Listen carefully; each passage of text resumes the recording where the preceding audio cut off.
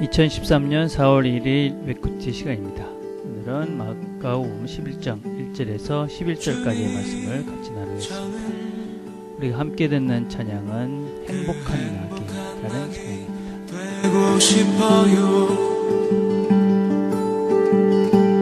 묶여있는 저를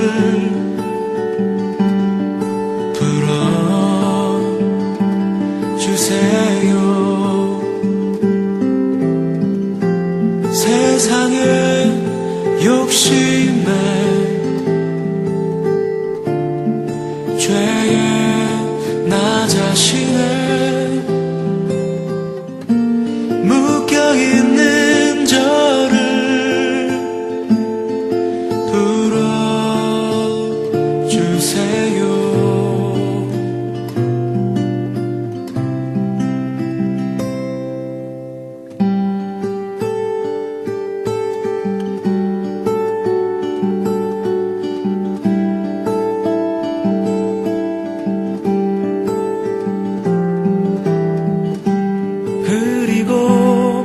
주님을 섬기게 하세요. 주님을 등에 업고 살게 하세요. 그러면 세상은 나를 보지 않고 내 등에 업힌 주님을 보게 되겠죠.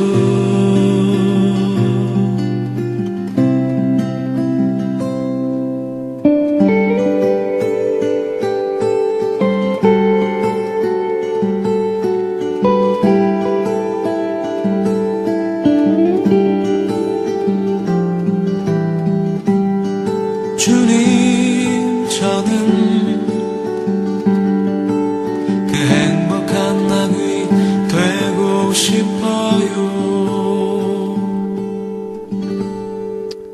하나님 아버지 감사합니다. 하나님께서 우리에게 오늘도 하루를 주셨습니다. 이날도 하나님 보시기에 아름다운 날 되도록 주께서 축복하시고 특별히 우리의 삶 가운데 모든 묶였던 것들이 오늘 말씀을 통해 해결을 받고 또 풀려지고 회복되는 시간 되도록 축복해 주옵소서.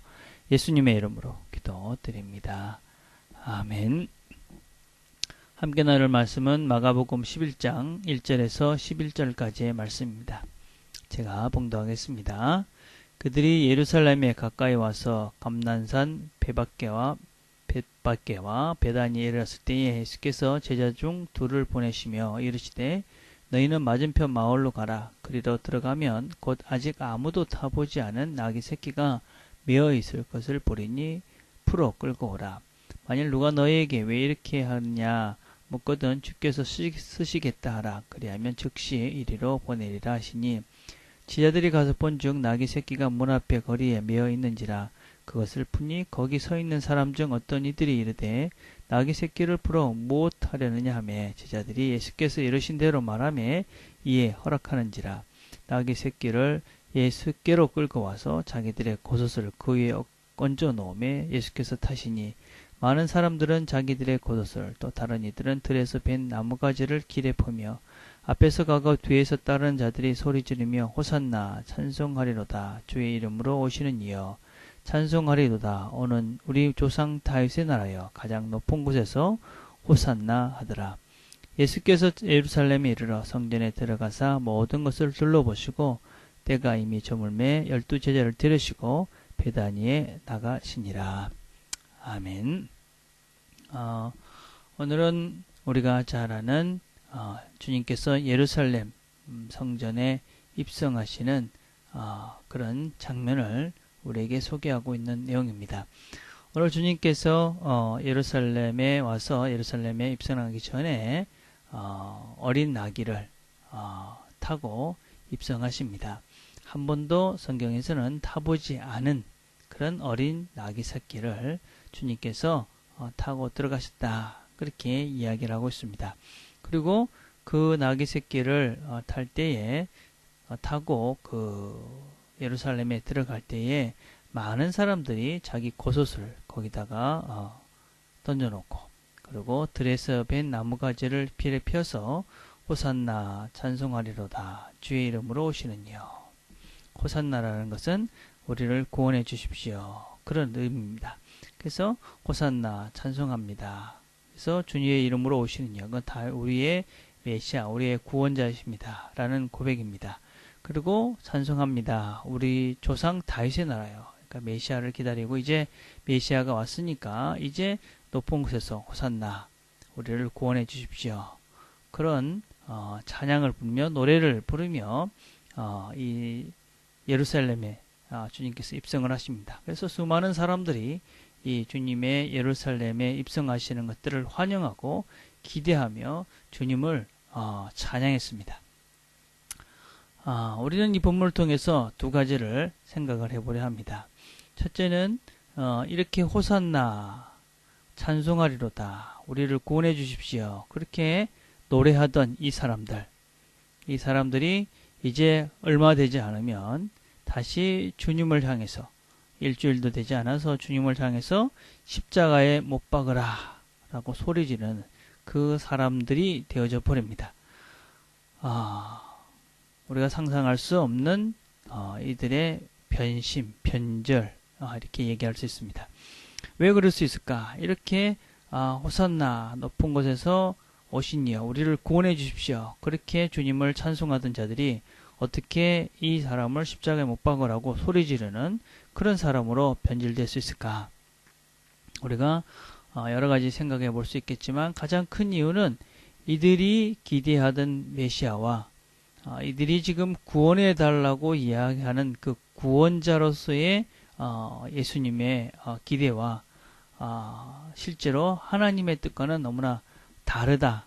이들의 기대하는 메시아와 실제 하나님이 준비해 놓으신 예수님, 이분이 가지는 그 구원자로서의 의미가 너무 달랐다 하는 것을 우리는 잘 알 수 있습니다. 이들은 메시아, 우리를 구원해 주십시오 라는 말의 의미는 이런 로마의 정치적인 압박에서 벗어나고 이 이스라엘이 다시 다윗의 나라와 같은 그런 영토의 확장을 통해서 부의 어떤 면에서는 우리가 이 땅에서 이런 외국의 외제의 침략에서 벗어난 그런 자유로운 나라, 그리고 나라가 부궁한 나라, 그래서 힘이 있는 나라, 그런 나라를 다시 만들어 주기를 기대하는 자로서의 그리스도 메시아를 이 사람들은 기대했었습니다.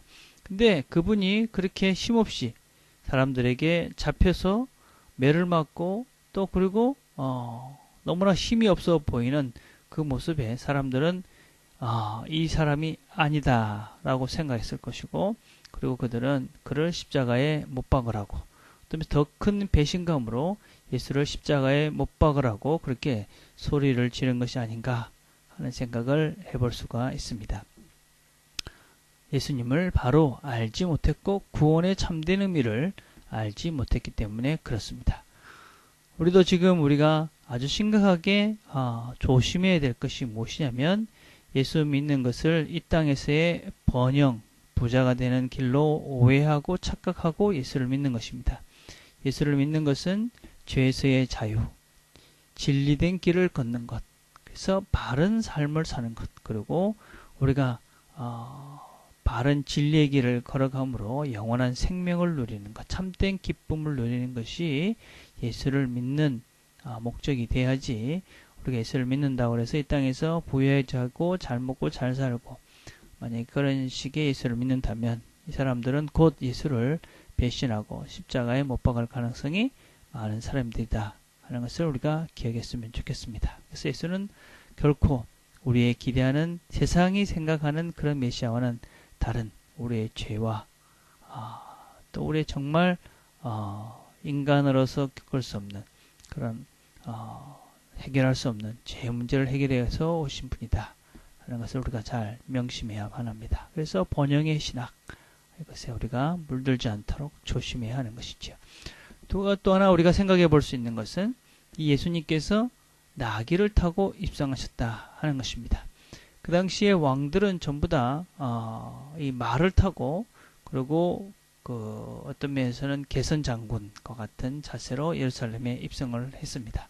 왕은 그래서 항상 제일 앞에서 모든 사람들의 그런 그 찬송을 받으며 아주 위풍당당하게 입성하는 것이 그 당시에 왕의 행렬이었습니다. 그런데 지금 예수님께서는 어린 나귀, 한 번도 타보지 않은 그런 어린 나귀를 타고 입성을 합니다. 그림을 한번 상상을 해 보십시오. 어린 나귀 위에 옷이 걸쳐져 있고 그 위에 예수님이 앉아 있습니다. 어린 나귀에 힘이 없을 것이고 또 한 번도 짐을 날라보지 않았기 때문에 어린 나귀는 참으로 쉽지 않은 걸음을 옮겨갔을 것입니다. 찌뚱찌뚱하며 넘어질 것 같은 그런 모습으로 성전에, 예루살렘 성전으로 입성하시는 예수님의 모습, 거기에는 세상 사람들이 생각하는 그런 권위나 어떤 힘이나 어떤 권력의 그런 모습은 전혀 없었을 것입니다. 거기에는 그냥 어떤 면에서는 참으로 나약한, 힘없는 그런 한 사람이 그 위에 있었다고 생각할 수 있습니다. 예수님께서 왜 이 나귀 새끼를 타고 입성을 하셨습니까? 그는 이 세상의 왕들처럼 그렇게 힘으로, 권력으로, 또 어떤 면에서는 세상의 파워로 세상을 정복해가는 자들이 아니라, 정복해가는 것이 아니라 힘없는 나귀같이, 어떤 면에서 어린 그런 나귀같이 아무런 힘이 없는 연약한 자로 이 땅을 섬기러 왔음을 우리에게 보여주시기 위해서 오신 것입니다. 그래서 주님을 가리켜서 우리가 겸손의 왕이다, 그렇게 말합니다.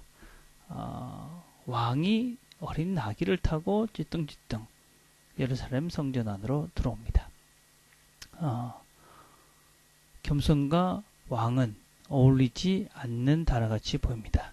그렇지만 왕이기 때문에 겸손할 수 있습니다. 왕도 겸손할 수 있는 것이지요. 사실은 아무리 없는 사람도 교만할 수 있습니다. 무슨 직업에 귀천이 있는 것은 아니지만 우리가 생각하는 길거리에 어떤 면에서는 그냥 교통정리를 하는 사람들조차도 교만한 사람이 있습니다. 그렇지만 아무리 대기업의 총수가 되고 대통령이 돼도 겸손한 사람이 있습니다. 예수님은 겸손한 사람이었습니다. 겸손한 모습으로 이 땅에 오신 것입니다. 왜냐? 우리를 섬기기 위한, 우리를 정말 사랑하고 우리를 섬기기 위해서 오셨기 때문에 그런 겸손할 수밖에 없습니다. 그리스도인들은 근본적으로 다른 사람들을 잘 섬기는 사람입니다. 이런 사람은 교만할 수가 없고 겸손할 수밖에 없는 것이죠. 왜냐하면 내가 그 사람보다 낫고 저 사람은 내보다 나은 것이 좋은 점이 많다는 것을 잘 알기에 겸손할 수밖에 없는 것이지요. 오늘도 우리가 예수님의 이 모습을 잘 기억하고 본받았으면 좋겠습니다. 왕이지만 겸손했던 예수님처럼 우리가 이 땅에서 하나님의 자녀로, 예수 그리스도의 자녀로, 또 하나님 나라의 왕자로, 공주로 살면서도 겸손한 자로 다른 사람들을 잘 섬기고 살아갈 때에 겸손의 왕으로 이 땅에 오셔서 우리를 섬겼던 그 주님의 그 모습, 그 사랑, 그것이 우리의 겸손의 태도와 자세를 통해서, 삶을 통해서 드러나고 하나님께서 영광을 거두시게 될 것입니다. 오늘도 겸손하게 세상을 섬기며 주님께서 이 땅에 우리의 메시아로 오신 참된 이유들을 기억하고 세상을 잘 섬겨가는 그런 우리 모두가 되기를 간절히 바라겠습니다. 기도하겠습니다. 하나님 참 감사합니다. 오늘도 주께서 우리를 사랑하셨기에 이 땅에 오셔서 우리를 섬겨 주셔서 감사합니다. 겸손해 주셔서 우리를 다 받아주셔서 감사합니다. 하나님, 그런 주님의 모습을 우리가 잘 기억하고 우리도 주님처럼 우리 자신들이 다른 사람들을 잘 섬기는 겸손한 자로 하루를 잘 살아갈 수 있도록 하나님 축복해 주시옵소서. 예수님의 이름으로 기도드립니다. 아멘. 오늘 우리가 같이 묵상할 내용은 우리가 겸손해지기가 쉽지 않습니다. 우리가 겸손한 사람을 다 좋아하지만 겸손하는 게 힘든데 왜 그럴까? 어떻게 하면 겸손한 자가 될 수 있을까? 한번 기도하시면서 묵상해 보았으면 좋겠습니다. 또 화요일은 우리가 우리 리더들, 우리 후보장들, 또 우리 전도사님, 그리고 저를 위해서 기도하는 날입니다.